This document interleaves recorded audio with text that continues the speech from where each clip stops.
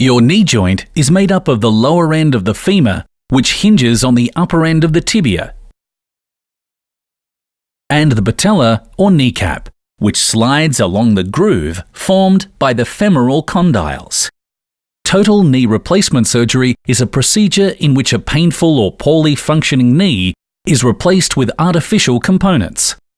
If your physician has recommended a total knee replacement, it is probably because your knee is severely damaged by arthritis or injury.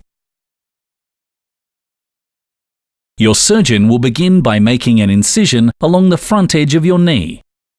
After separating the muscles and ligaments around your knee, your surgeon will incise the knee capsule to gain access to the inside of the joint. Using specialized tools, your surgeon will remove the damaged bone and cartilage on the ends of the femur and the tibia, and in most cases, remove the underside of the patella. Your surgeon will then prepare the remaining bone to receive your new prosthetic knee. This generally consists of a femoral, subtibial, and a patella component. Once the ends of the bones are prepared, your surgeon will cement the new prosthesis into position. Before your incision is closed, an X-ray will be taken to ensure that the new components of your knee are positioned correctly. Your surgeon will close the incision with stitches or staples and temporarily leave a drain in place to remove excess fluid.